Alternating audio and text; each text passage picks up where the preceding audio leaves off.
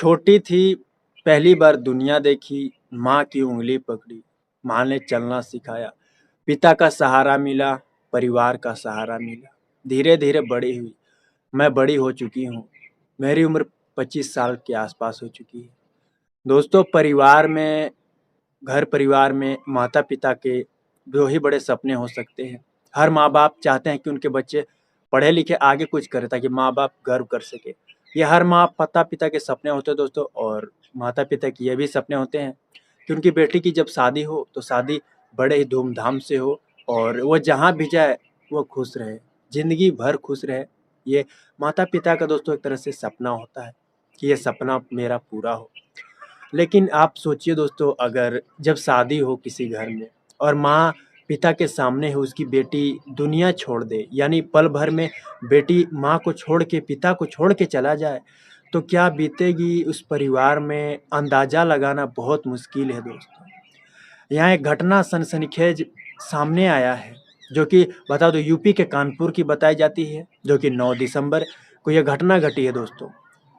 नमस्कार दोस्तों, मैं अंकित सिंह आज की जो सच्ची घटना मैं आपको सुनाने जा रहा हूँ दोस्तों जो कि उत्तर प्रदेश के कानपुर की है। यहाँ का एक पास का थाना लगता है बरहमा थाना और इस इलाके में का रहने वाला एक शख्स दोस्तों नाम प्रदीप सिंह जो कि एक सरकारी टीचर है।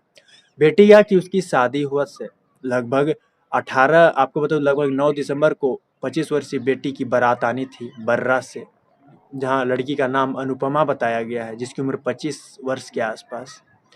तो दोस्तों कहने का मतलब है शादी का माहौल था। 9 दिसंबर की मैं यहाँ बात कर रहा हूँ। शादी का समय था, बेटी की शादी थी परिवार में, परिवार खुश था। परिवार क्योंकि शादी का माहौल था इसलिए परिवार खुश था, ढोल ताशे बज रहे थे, मेहमानों से घर भरा हुआ था दोस्तों और सभी अपने-अपने काम में व्यस्त लगे थे। समय ऐसे ही बीत रहे थे।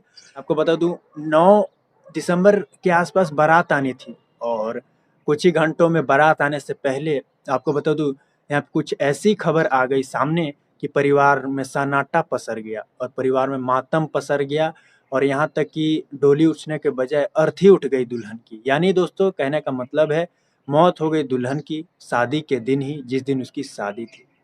अब पुलिस के पास जब ये केस पहुंची दोस्तों, पुलिस ने मामले की जांच की। आपको बता दूं इस मामले में खुलासा हुआ कि लड़की दोस्तों ये खुलासा तो नहीं हुआ कि लड़की की मौत कैसे हुई, लेकिन मौत के कारण कुछ खुलासे हुए हैं इसमें। आपको बता दूं जो अनुपमा जो लड़की जिसका नाम जिक्र मैंने किया, उसकी 9 दिसंबर को शादी थी और कुछ ही घंटों बाद बारात आनी थी और जहाँ बताया जाता है सुबह के 10 बजे तक वह तैयार ना ही हुए से, यानी सुबह के 10 बजे तक लड़की तैयार ना ही हुई थी और जिसके बाद वह अपनी परिवार में अपने माँ से कहती है कि मैं पहले पार्लर जाती हूँ और जिसके बाद पार्लर से आऊँगी उसके बाद मैं नहाऊँगी। तो बेटी पार्लर के लिए निकलती है और जिसके बाद कुछ ही घंटों में वो लौटती है और जिसके बाद दोस्तों वो कहकर जिसके बाद वो बाथरूम में जाती है नहाने के लिए। बाथरूम चली गई इस बेटी और शादी के माहौल में दोस्तों सब अपने-अपने काम में व्यस्त थे। अब कोई कैसे सोच सकता है दोस्तों, सपना में भी किसी के ज़हन में नहीं आया होगा। अब बेटी बाथरूम में है, आधे से 1 घंटे बीत चुके हैं, लेकिन वह बाथरूम से बाहर नहीं आई। अब माँ जाती है बाथरूम के दरवाजे के पास और दरवाज़ा को खोलने की कोशिश करती है। मतलब अंदर से आपको बता दूँ जब आहट नहीं आई ना, तो माँ दरवाज़ा खोलने की प्रयत्न करत थे। कोई रिस्पॉन्स अंदर से नहीं मिलता। हालाँकि भीड़ का माहौल तो था क्योंकि मेहमान भरे थे दोस्तों। जिसके बाद कुछ लोग दरवाज़ा के पास आए, दरवाज़ा खोलने की कोशिश किए। अंदर से कोई रिस्पॉन्स जब नहीं मिला पूरी तरह से दोस्तों, तो लोगों को जिसके बाद डर लगा। डर लगने की वजह से जिसके बाद लोग दरवाज़ा किसी तरह खोले। तो दोस्तों जब दरवाज़ा खोला गया तो माँ के पैरों तले ज़मीन खिसक गई, यानी कहें तो हर किसी के पैरों तले ज़मीन खिसक चुकी थी क्योंकि बेटी की मौत हो चुकी थी। यानी माँ के सामने बेटियाँ दुनिया छोड़ के चली जात है और माँ जिसके बाद खड़े-खड़े बेहोश हो रही थी। माँ पूरी तरीके से टूट चुकी थी दोस्तों। पिता भी अपना दर्द इधर सँभाल नहीं पा रहा था। जहाँ बता दूँ उसका एक छोटा भाई भी है, वो भी रो-रो कर उसका भी बुरा हाल था। बेटी की जिस दिन शादी थी, उस दिन बेटी की जान चली गई। इस बात से दोस्तों परिवार में सन्नाटा छा गया। शादी का माहौल चंद भर में मातम का माहौल बन गई। तो दोस्तों जहाँ लोगों ने जिसके बाद लड़की की डेड बॉडी को जिसके बाद देखा अच्छे से, तो वहाँ उसने पॉइज़न खा रखा था। उसके मुँह से झाग आ रहे थे। हालाँकि जिसके बाद उसे फटाफट निजी अस्पताल ले जाया गया लड़की को, जहाँ पे बता दिया डॉक्टरों ने कि इसकी मौत हो चुकी है। डॉक्टर ने इलाज के दौरान बता दिया कि अब ये इस दुनिया में नहीं। लोगों का दोस्तों रो-रो कर बुरा हाल था। माँ-पिता अपना दर्द सँभाल नहीं पा रहे थे। माँ की जुबान से एक ही बात निकल आती कि बेटी की शादी थी और डोली उठने के बजाय अर्थी उठ गई। माँ का रो-रो कर बुरा हाल, मतलब कहे तो दोस्तों परिवार में सन्नाटा छा चुका था।